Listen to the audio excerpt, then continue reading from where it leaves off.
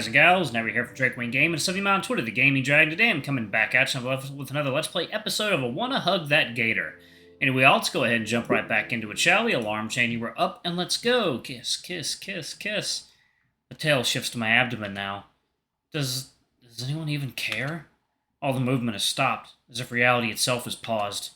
Man, it's more tired than I thought. I feel my head sway as my muscles ease into putty. I'm sure they do. I look at Olivia, who is shoulder to shoulder with me now.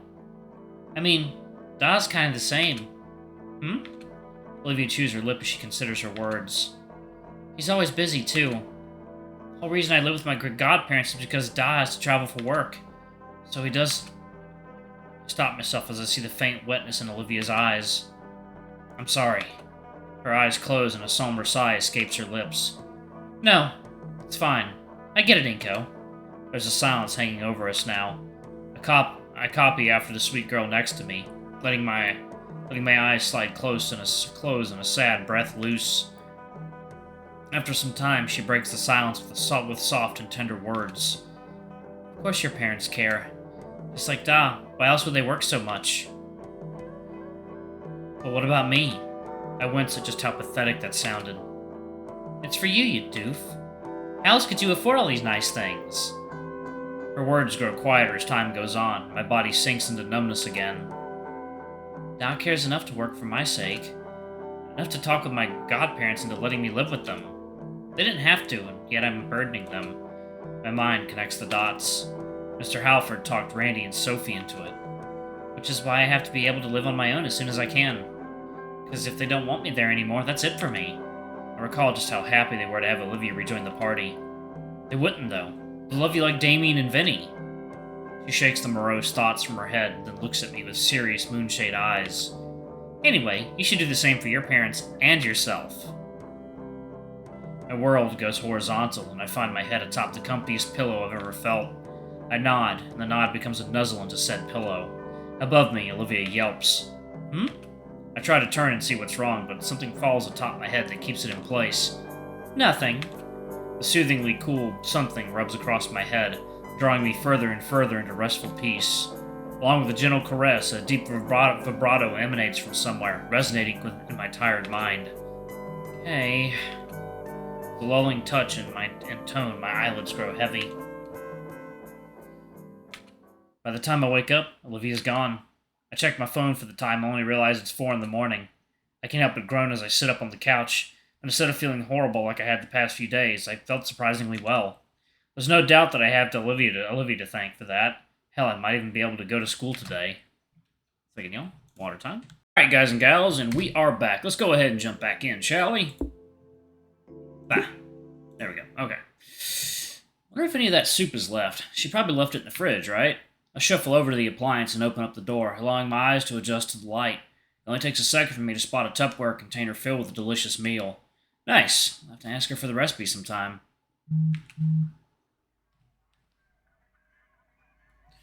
Thanks to Olivia's advice on cooking, I had finally made my recovery and returned to school.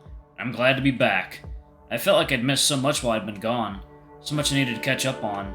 I mean, I did manage to finish all the assignments that Ben had sent me, but I feel out of the loop with other things, like gossip about me. Damien tried to give me the rundown of it all during PE. I'm still in shock over how bad some of them got. Up to cartel drug running and FBI's most wanted. I don't think that's even possible in just a week. The end of class bell rings throughout the school, signaling the start of lunch. As everyone in class is packing up their things, Mr. Iadakan speaks up. Alright everyone, make sure you complete the assignment by next class. You all have a wonderful rest of the day now. Oh, and Inco. I stop at the mention of my name as I throw on my backpack. Could you wait a moment? I have something I wish to speak to you about. Yeah, of course. Olivia looks back from the classroom entrance, waiting for me. Don't wait up on me. I'll meet you at the table with the others. With a shrug and a nod, Olivia wheels herself out the door and down the hall. Everyone else leaves the classroom until it's just Iadakan and I. Please, have a seat. I take the seats closest to Iadakan's desk, putting my backpack down as well. Mr. Iadakan himself gets out from his chair and walks around his desk, leaning against it. So, I'll be quick about it. I got a job that needs doing. Up. You've missed assignments and need makeup work, and I need some extra... Like, up. You've missed assignments and need makeup work, and I need some extra help with something. Something I think you'll be very interested in. Some good friends of mine are getting married in a few short days, and they've hired me to be their photographer. And given the excellent learning experience, child labor, I thought of you. Me? Yes, if you want to, of course. I could always call in some associates to help me out, but I thought adding in some extra credit would sweeten the deal. What will we be doing? There's a broad smile on his face and a distant look in his eyes. Well, you'll be my apprentice in this case. You'll not only be helping me set up more elaborate photos, you'll also be doing a lot of independent shots. You mean I'll be taking my own pictures? Yep. In fact, you'll be using my SLRs and lenses for this, to keep all the shots uniform. The idea of finally getting to use something like Mr. Iadakan's $1,000 cabin makes my head swim. So, what do you say? Interested? It certainly seems like a hefty task, even if Iadakan would be there to help us. Then again, Iadakan wouldn't be offering the job if he didn't think I was capable of doing it. This would technically be my first official photography gig, and a wedding shoot to boot. Sounds so daunting, yet enticing. I'd love to. Alright, sounds like a done deal. It's after school today. We can talk about it more later. For now, you should be getting along to lunch. Thank you, Mr. Iadakan. I give the teacher a nod and grab my backpack.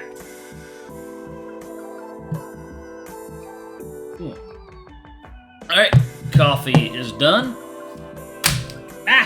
I'll hit keyboard. Okay. Just as I head out the door, my curiosity gets the better of me. So, who's the lucky couple, if you don't mind me asking? The school nurse, actually. The husband-to-be is also a good friend of mine. Ah, neat. I make a mental note to give my well wishes to the nurse if I see her before the wedding. With that, I wave Mr. Iadakan goodbye and head down the hallway. Wait, Friday? But I was going to practice painting then.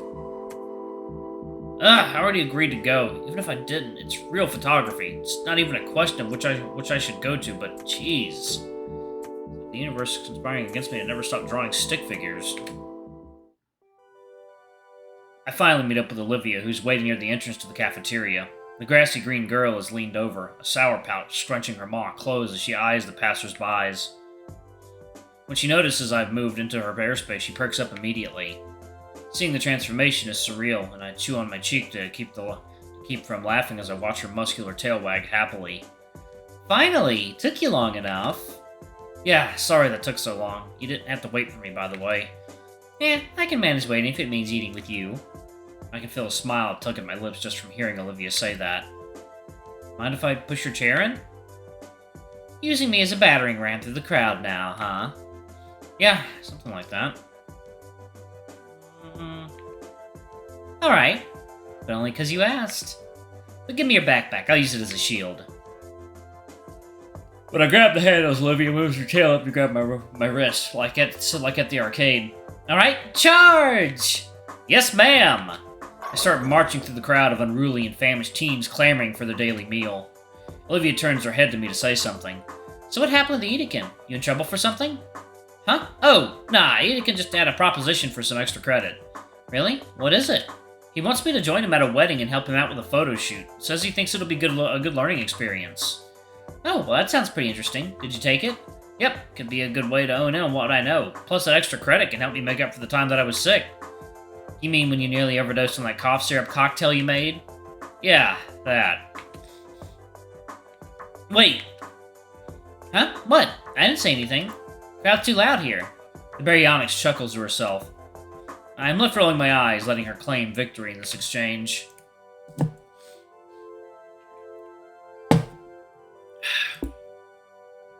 By the time we've got our lunch, it's a simple matter of locating Damien and Liz by the telephone pole neck. For whatever reason, they're at a more sequestered table today, and when we arrive, it's pretty obvious why. Took you too long enough. Yeah. I expected more from Olivia. Something more graphic. Instead, Olivia rolls herself the rest of the way, taking her designated spot at the head of the table. I take the spot adjacent to her, while keeping a wary eye on the pink Parasaurolophus. It seems like Mia's rage against me has simmered down over time, but that air of uncertainty and uneasiness still wavered around her. The best I can do is act friendly. Hey, Mia, is there something you need? Me? Nah, just here to catch up with my good pal here. While the red-scaled menace turned towards Olivia, her own eyes remained locked on her soggy chicken she's eating mechanically. I thought you were asking Liz for her homework, though. That too. Alright, here, guys. A pair of soda cans were rolled down the table, and I thank Raptor Christ I'm able to catch both before they ram into my tray of questionable lunch meat. You guys were talking a while, so I grabbed the drinks today. No, you didn't. Mia gave those to you. Well, she did it because I thought about doing it. She's trying to bribe you for the math answers I helped you with earlier. Lizzie, I can't believe you would imply something like that about me. But it's true. Hey, free soda's free soda, man. At any rate, real reason I'm here is... Say, Olivia, you leave your phone at home or something? People are trying to contact you all day. Oh. Olivia pulls her phone out from her jacket pocket. I catch a glimpse of her wallpaper, a comical portrait of guts that she probably doodled. Yeah, I ran out of service for the month. What the hell? You don't get a proper monthly plan? I got more important things to be doing than this, you know. If they want to see Olivia so bad, why send you and not just show up themselves? Shut it. Who's so important for all this anyways? Who do you think? Ben. Ben wants to talk to Olivia? Huh. Why does he want to talk to Olivia? Is this 20 friggin' questions? How the hell should I know what's really going on between my boyfriend and Hot Wheels here? All that matters to me is if Olivia here's gonna fix it or not. I'll think about it. Ugh, whatever. I'm out of here. Smell you later, Gator. Mia storms off, leaving Olivia looking very sour. Things alright with Ben? Olivia rests her arms on the table and slumps her head in. I don't want to talk about it. Where'd her bright mood go from before?